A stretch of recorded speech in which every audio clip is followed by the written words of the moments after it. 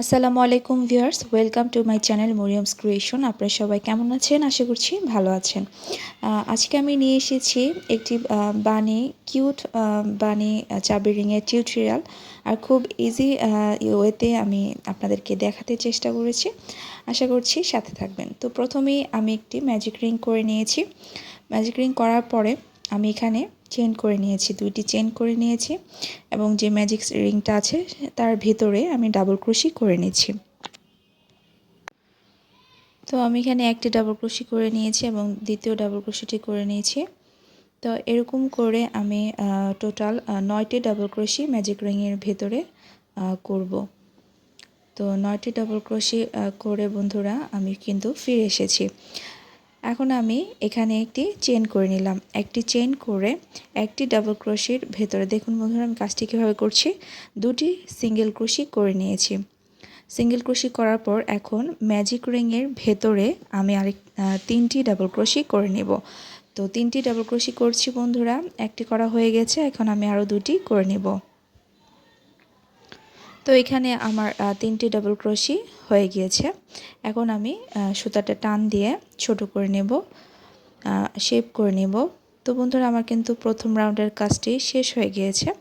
তো এখন আমি স্লিপ স্টিচ দিয়ে দিব।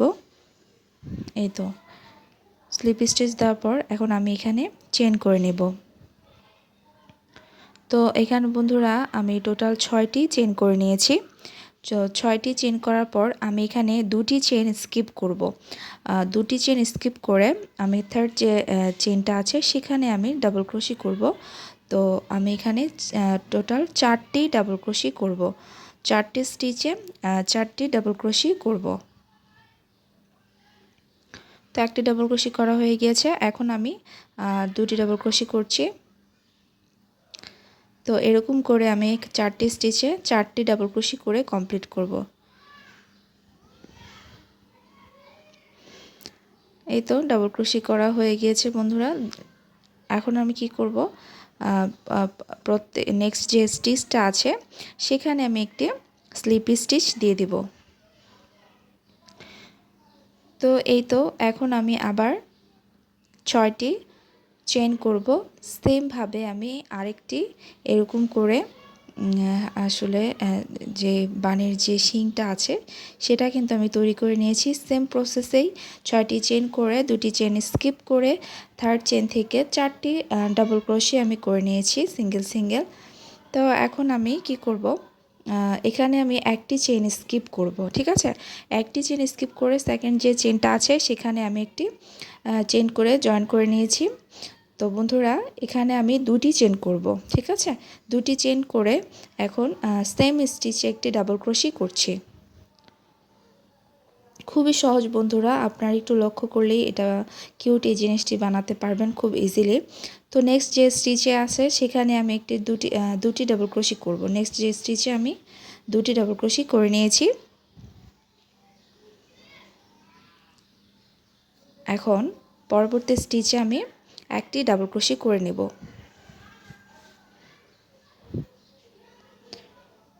তো একটি ডাবল ক্রোশি বন্ধুরা আমার করা হয়ে গিয়েছে। তো এই রাউন্ডের কাজটা একটু লক্ষ্য করুন, একটু ভিন্ন।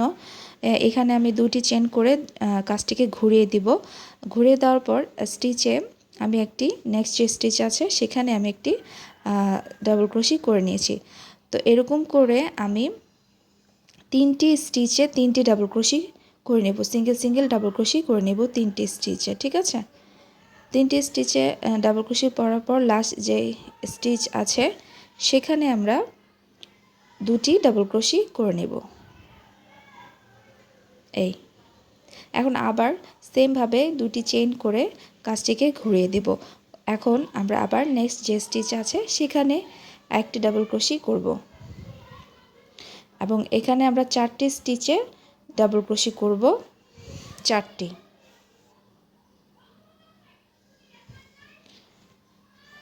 তো লাস্ট 4টি ডাবল ক্রোশি করা হয়ে গেলে লাস্ট স্টিচে আমরা দুটি ডাবল ক্রোশি করব।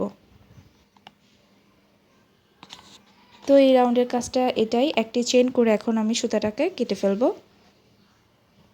বডির যে পার্টটা বন্ধুরা সেটা কিন্তু তৈরি হয়ে গিয়েছে।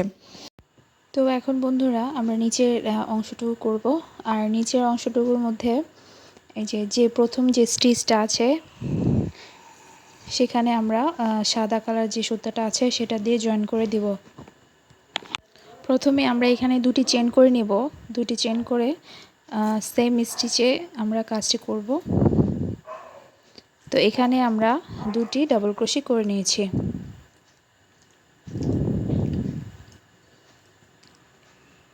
তো এখানে আমরা দুটি ডাবল ক্রোশি করে নিয়েছি। তো এখন আমরা নেক্সট যে স্টিচ আছে সেখানে একটি ডাবল ক্রোশি করব। এখন আবার নেক্সট যে স্টিচ আছে সেখানে আরেকটি ডাবল ক্রোশি করব।